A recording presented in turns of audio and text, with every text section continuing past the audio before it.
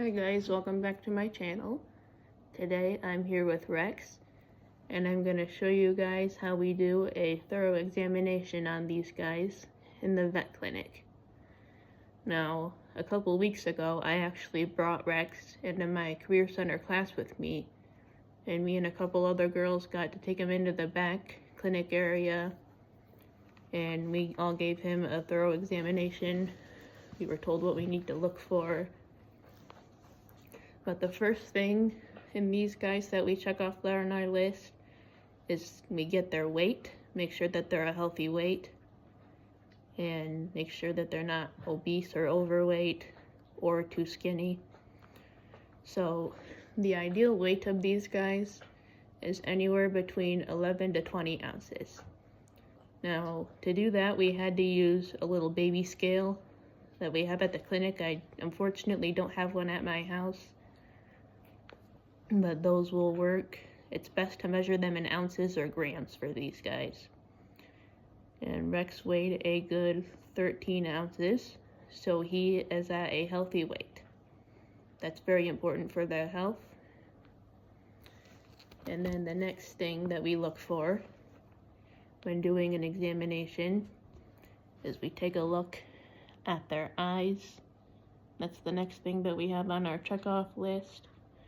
When looking at their eyes, we look for any redness or discharge. I know, Rex. Any signs of irritation. I know. But when looking at these, I don't see anything out of the ordinary. Everything seems pretty normal. So the next step, the next step is their scales. So their coat, their skin, fur, whatever type of animal you're working on, you want to make sure that their top layer is healthy. And for these guys, for their scales, we look for anything that doesn't seem normal, I guess. If there's ones that are discolored, or that may indicate that they may have scale rot, or black spots on their bellies here, could mean that they have mites. So we definitely want to make sure Rex has none of that. And looking at his belly there, I don't see any black dots. I know, Rex. He did not like the checkup. Not all animals do, but when looking at the scales here, let's get you guys closer to see. You can notice that there's a few dead ones there. Now, usually that is considered pretty normal for these guys, because that's what happens when they're shedding. Some may not detach properly, or some just haven't come off yet. But apart from that, I'm looking at all his scales everywhere, and nothing seems unusual. All of them seem healthy. Now, the next thing is their bones. Now, a fact about bearded dragons is that they are actually prone to bone density. So their bones can break pretty easily, especially if you're not handling them right. So, for example, their spines can break pretty easily. So that's why you gotta make sure you handle them the right way. And it's why their UV lights are so important. They provide some D3, vitamin D3, to help with their bone health.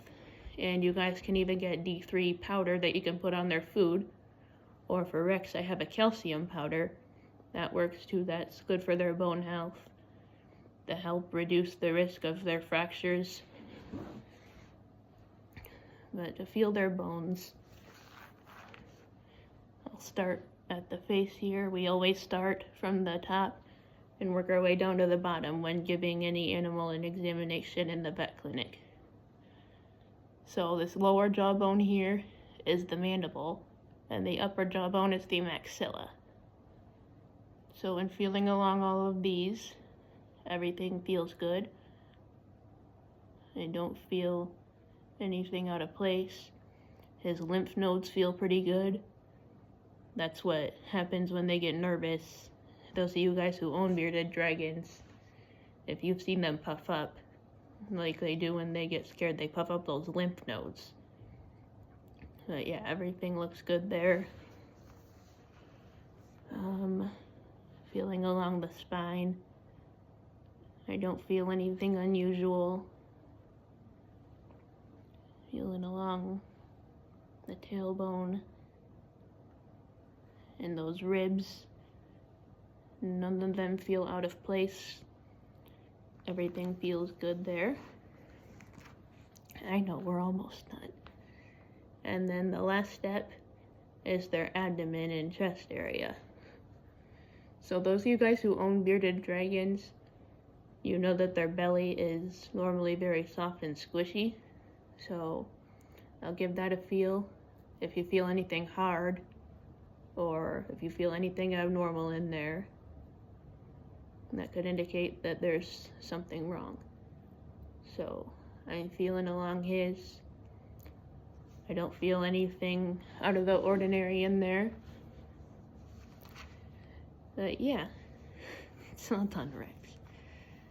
The last thing I wanted to go over is bearded dragon's heartbeats. So I don't have a stethoscope here, but I'm planning on getting one soon. But their heart rate is actually kind of hard to listen for. So when I had him in class with me, we were listening to his heart.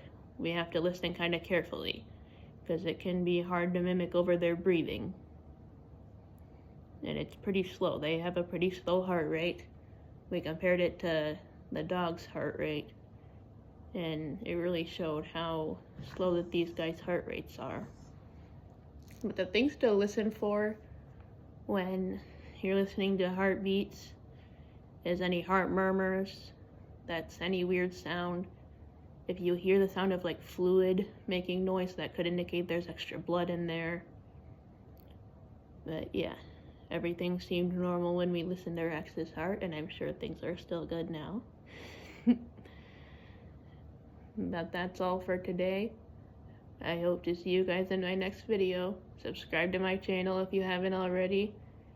Turn on post notifications, and I'll see you guys next time.